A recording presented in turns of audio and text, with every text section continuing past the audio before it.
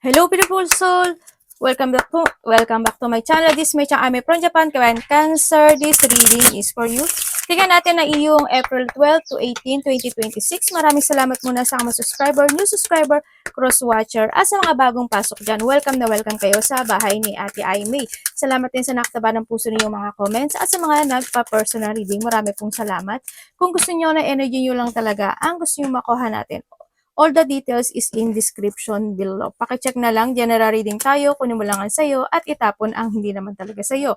Maring vice versa, energy mo, energy ng person mo, energy ng malapit sa puso mo, nangyayari, or mangyayari pala. Use your own intuition, lawakan nyo inyong isipan, ano man ang gender mo, ano man ang edad mo, wala sa braha. Ang kapalaran ng tao kaya pa rin ang makapagpapabago nito. Gawin yung guide, yung mga warning, hindi yung negative, it's a warning. Para magkaroon ka ng idea, awareness, action, change of action, decision, at pwedeng maiwasan. Cancer, Libra, Capricorn is meron. Okay.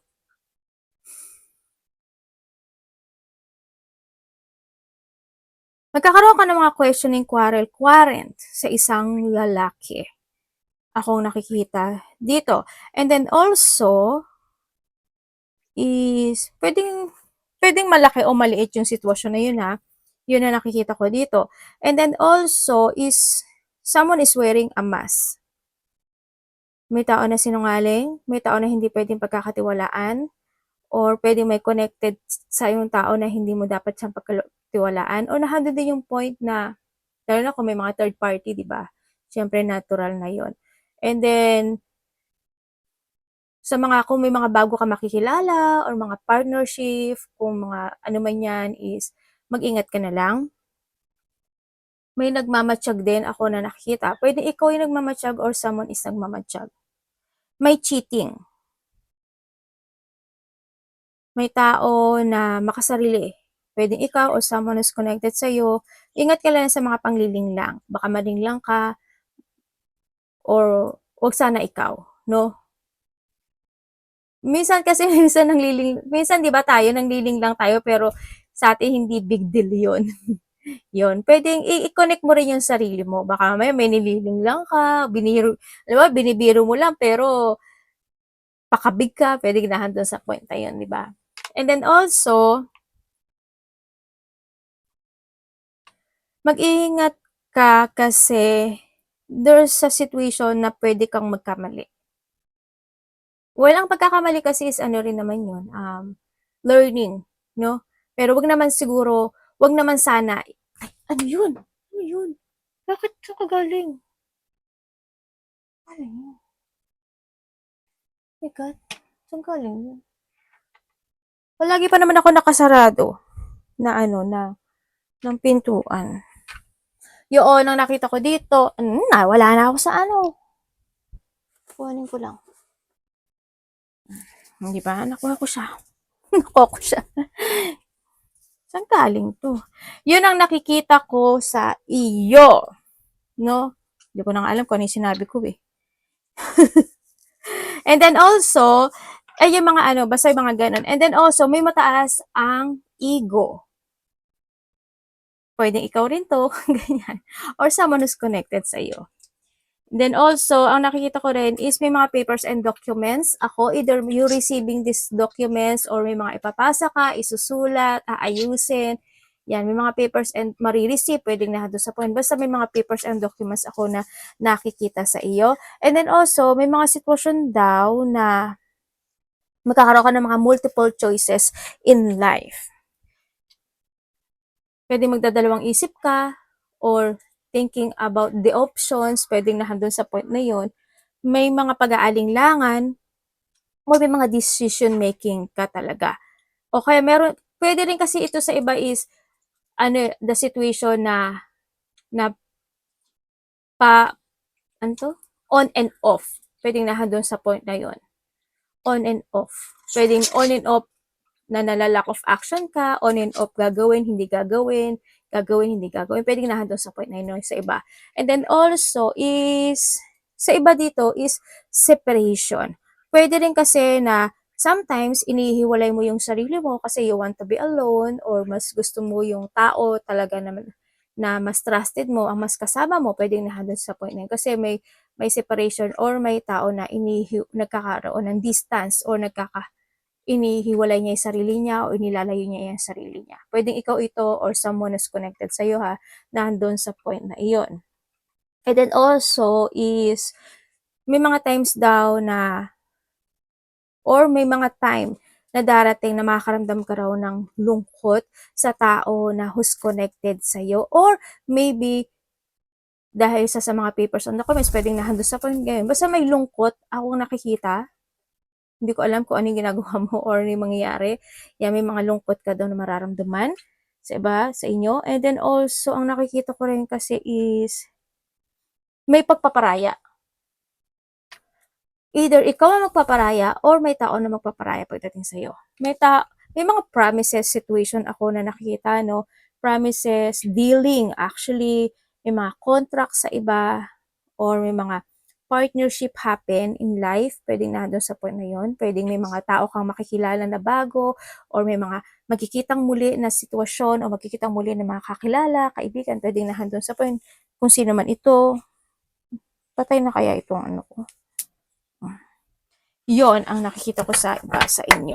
Sana, pero mag-ingat ka sa, hindi lahat is mabuti kasi ha, di ba sabi ko kanina is may tao na hindi magiging totoo sa'yo. Kaya, mas mag-trust ka sa intuition mo rin, no? Sa nakita ko dito para hindi ka rin maloko talaga. Your energy.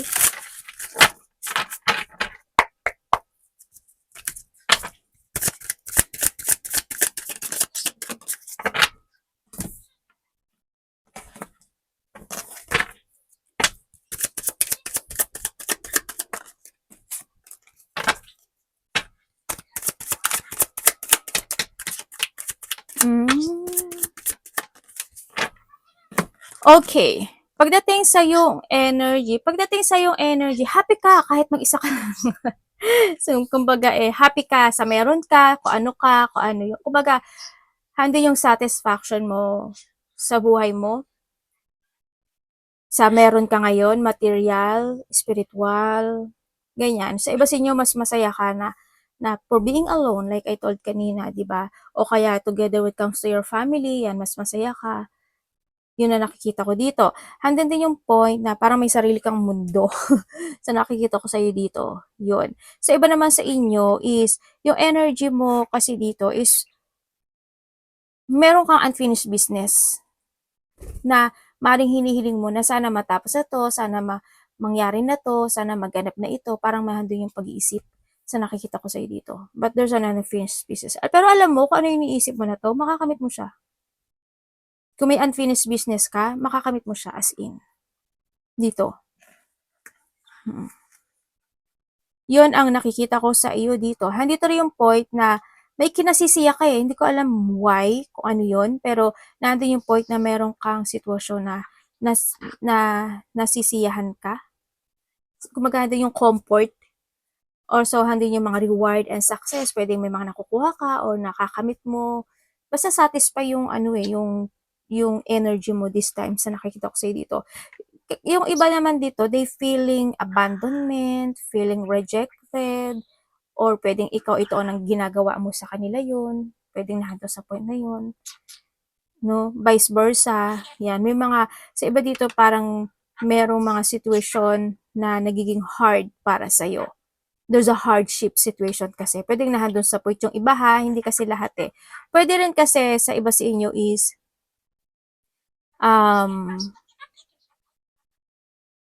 baka may ginagawa ka lang talaga na nalulungkot ka. O kaya naman is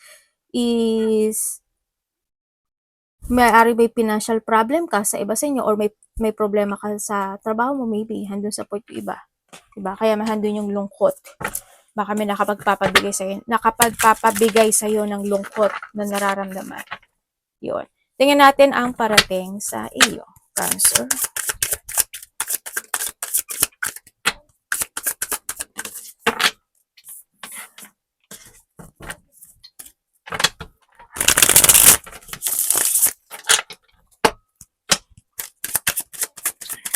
Parating po sa kanya.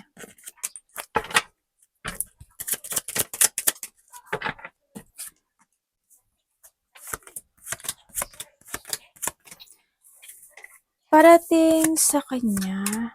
Okay. Oh, there's something. Okay, parating sa iyo. Parating sa iyo, maaari magkakaroon ng mga vacation situation, or maybe you're thinking about vacation, you're thinking about holiday, o kaya gusto mo mag-rest day, ganyan. Or handun yung point na pag-isolate, no? Handoon. And ang parating.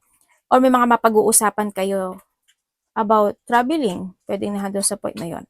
Parating din sa iyo is, nga, meron kang may mga tension na hindi pa na-resolbahan pala, no? Dito sa sitwasyon mo. Within the 11 days, 11 days, 11 weeks, 11 months. Kapag 11, pag 11, or November yun, di ba? 11 months. Kapag siguro week is nasa 1, 2, siguro mga May na to, no? Mga ganyan. Or days sa iba. Or pwede rin minutes or hours, no? Is you were receiving something. May marireceive ka. Yun ang sabi. Either text, news,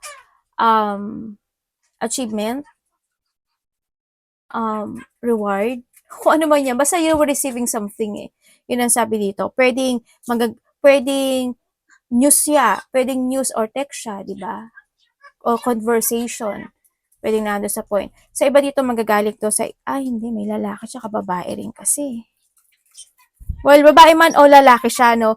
Yun ang nakikita ko sa iba sa inyo. Sa iba naman sa inyo is after 1 day, 1 week, 1 month, pwedeng kung April ngayon, bearing May, pataha ka daw ng bagong journey sa buhay mo. Or sa iba naman sa inyo is by the next year, may pagtahak ng bagong journey na magaganap sa buhay mo. Yun ang sabi dito. May hiling ka na makakamit. Pero may unexpected situation no? Ako nakikita sa iyo. Unexpected of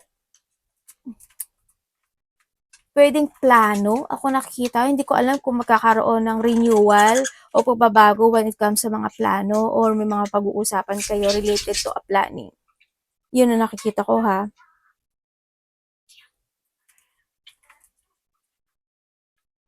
Ay, meron kang 8, pero kulang siya ng 2 8. And then also, ang parating din sa iyo is, hindi ko kasi nakikitang stable ka, Cancer.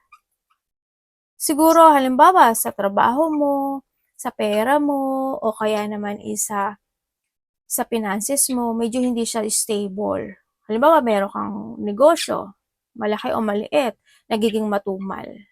O kaya sa trabaho, mas umiiksi yung oras mo, pwedeng nahandun sa point na yon. Or pwede rin na yung meron ka ngayong kita o yung money mo ngayon, talagang hindi ka talaga gano'ng gumagastos, tinitiis at nagtitimpi ka doon. Kumbaga nahandun ka sa point na yon, no? Yun na nakikita ko sa iba sa inyo. Kasi walang stability ako nakikita sa iba sa inyo eh. Pero sa iba sa inyo is, may babae na may sakit. Hindi ko alam kung sino eh. Pero may babae doon na may sakit. Pero, hindi ko naman nakikita na masama. Pero, mukha namang balanse naman yung babae na yon. Siguro, baka nagme-maintenance siya or may ginagawa siya sa sarili niya para mas maging okay yung sarili niya. Pwedeng nahandun sa point na yon. Magkakaroon ka daw ng pagkairita, conflict, or hindi pagkakaintindihan, depression, or mga basta unexpected sa isang mas bata sa'yo. Or heartache, kung ano man yan. Sa iba dito, disappointment. Ito, tapos o kaya naman intense. Yun ang sabi.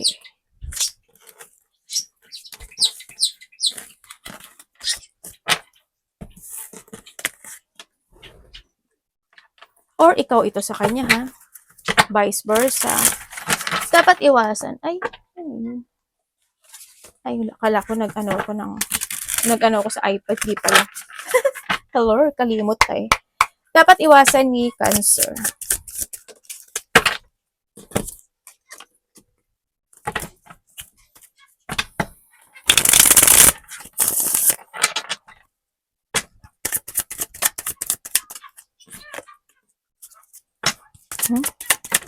Ano? Okay, dapat mong iwasan. Dapat mong iwasan, Cancer. Hello. Labas-labas din pag may time. Hindi ko naman sinasabi na magwalwal ka, di ba? Minsan magliwaliw ka, ganyan. Huwag ka masyado mag-overthink. Enjoy life lang. Enjoy mo lang yung buhay mo, no? Sa nakikita ko sa'yo dito, yan. Kumbaga, bilhin mo yung gusto mong bilhin. Ate, wala ako pambili. Hindi, yung ano lang, yung kahit maliliit na bagay o kaya gawin mo yung mga bagay na makapagbibigay sa'yo ng kasiyahan, yung mga ganun. Pero wag ka lang magtago diyan sa ano, sa comfort zone mo, no? Kumbaga, kailangan mo rin lumabas, ganyan. Kailangan mo rin na makakita ng ibang ano, ng mga ibang surrounding, ganyan. Ate, wala akong pamasahe. Hindi mo naman kailangan mag-iba ng pamasahe. Halimbawa, palagi ka lang nasa trabaho, hindi ko naman sinasabi mag-absent ka, o kaya palagi na lang, parang nagiging same pattern yung ginagawa mo. Minsan, mag-ano ka, relax ka rin. No, na doon sa point na yon. Iwasan mo mag-overthink. No, tandaan mo palagi, the choices is always available is in yours. No, kaya kailangan mo rin na ma-refresh or kailangan mo rin na lumabas-labas sometimes. Ganyan. Pasayahin mo din yung sarili mo. Ganyan. Wag lang palaging sarili-sarili. Kumbaga, enjoy life, no? Hando sa point. Syempre iwasan mo yung mga tao na sinungaling or being you, sinungaling, iwasan mo rin yun. Iwasan mo yung mga pagbe-betray, ganyan. Kung ikaw ito, wag na lang. Iwasan mo yung pagmamanipulate, o ikaw ito or someone, humanipulate, iwas ka. Pero huwag mong gagawin yun, ha?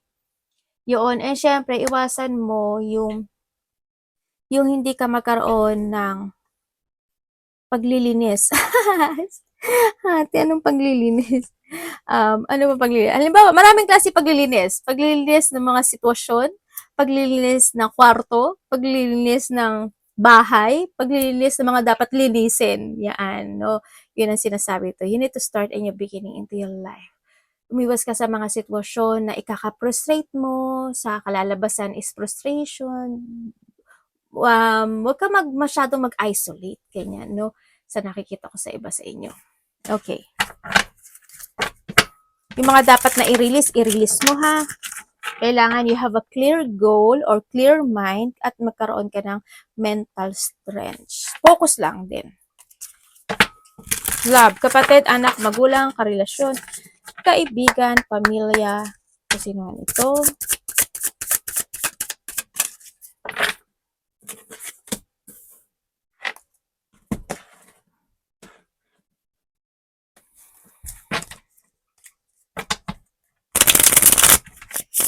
Love po ni Cancer.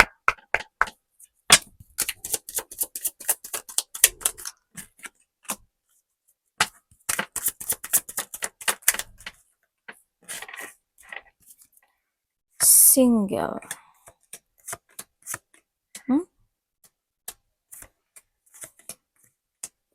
Ay, may taong nagkakagusto sa'yo, mas may edad to sa'yo. Mas matanda sa'yo. Pero ingat ka sa kanya, oh. Kasi may pagkaano siya, sinungaling. Isa, dalawa, sa iba sa inyo. Kaya pwedeng naguguluhan ka, no, sa iba sa inyo dito.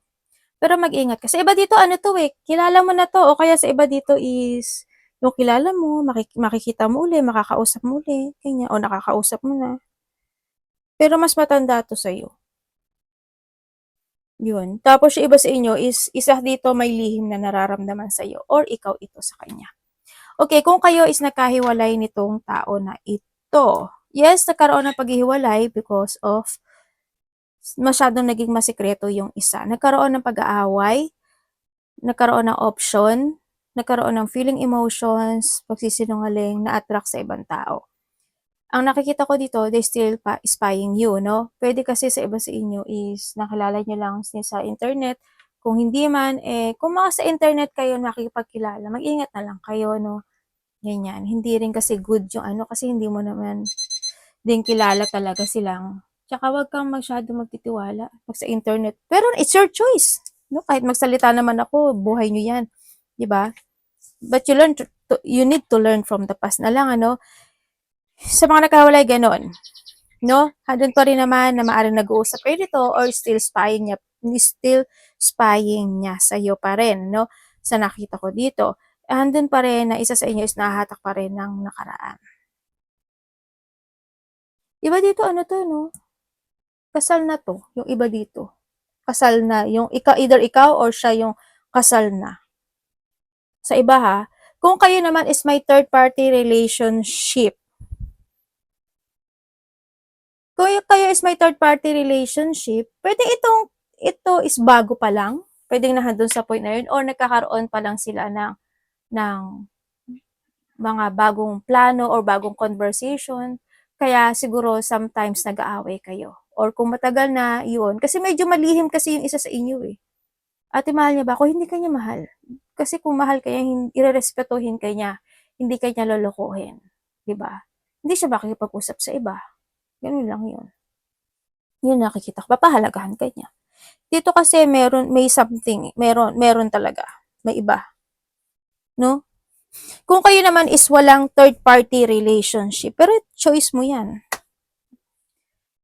Sana hindi ko gumagawa ng third party relationship kasi karma yun. Diba? Masaya ka ngayon, pero after, diba? Kapag tumama yung karma, mahirap na rin. Di bale kung sa'yo tatama yun, paano kung sa kapatid mo, sa magulang mo, sa anak mo, if ever na meron ka, di ba? Mahirap, mas masakit sa'yo yun, di ba? Kumbaga, ilagay natin yung sarili natin sa kampo ng isa rin. Di ba? If ever, halimbawa, hindi ikaw yung third party, ikaw yung the main, tapos nagkaroon ng third party, di ba masakit? Ganun lang din yun. Kaya minsan, ingat din. No? And then, okay, kung wala naman kayong third-party relationship, you put effort, or both of you put effort when it comes in this connection. Pwedeng bago lang din kayo nito, no? Pwedeng iba sa inyo is malayo ang agwat ng edad sa iba. May mga time na hindi talaga nasasabi yung gustong sabihin. Or may mga paglilihim. Pwedeng nahandon sa point na yun ang isa sa inyo. May mga time na hindi kayo nagkakaunawaan, or kung LDR kayo, may mga hindi pagkakaunawaan na magaganap o mangyayari pagdating sa pagitan ninyong dalawa. May mga time na nagkakaroon ng pagsisinungaling, but still you value this person or binavalue kanya, vice versa. No? Handoon yung point na iyon. Medyo yung isa lang sa inyo medyo mamando. No? Yun na nakikita ko. Either mamando siya or direct talaga siyang magsalita or palatama siya. Kaya minsan siguro is nagkakaroon ng struggle dito sa connection na ito. Pwedeng nahandon sa point na yun. Yun na nakikita ko. Or mangyayari siya sa iba. Kung hindi pa nangyayari is mangyayari siya. Your money. Kamusta po yung money ni Cancer?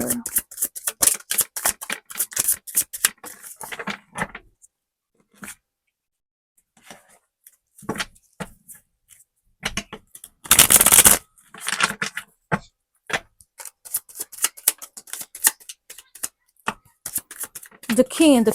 Puro king ah. Okay. Pagdating sa pera mo, you are the king. Tama, king of swords and king of swords.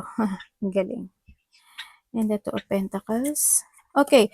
Pagdating sa money mo is you putting a guard. Talaga, no? Pagdating, talaga pinag-iisipan mo siya. Pwede nag-iipon ka o pinag-iisipan mo talaga maigi yung bibilhin mo, yung pagkakagastusan mo. Yun nga lang sometimes, if there's a chaos, or pwede rin kasi na talagang may gusto ka talagang bilhin, natural naman din yun, no? Sa iba sa inyo, meron daw kayong pinag-iisipan. Yeah, meron kayong, trabaho and ano to ha, pera. Meron daw kayong pinag-iisipan this time, na parang, either may mga pagkakagastusan kayo pagdating sa pera. Yun na nakita ko. Pero nagiging ano siya, urong sulong. Yun. Gagawin. Ay, wag na lang. Eto na lang. Ay, ano kaya? parang nandun sa point na yun, ano, ako nakita. Pero mag-ingat ka lang pagdating sa pera mo kasi may mga time daw na madi-disorganize ka at magkakaroon ng mga chaos. May imbalance ka kasi. Kaya pag-ingatan mo lalo yung pera mo no, sa nakita ko sa'yo dito. Or pwede rin kasi na, pero ang nakikita ko sa'yo dito, ano eh, that you putting a guard talaga pagdating sa pera mo. Pwede rin na may mga celebration, pwedeng nandun sa point na yun, o may mga pagkakagastusan ka talaga, diba? Yun. Pero nagiging smart ka pagdating sa iyong kaperahan. Pero ingat ka, andito si Fox. Okay? Arigato namaste, God bless.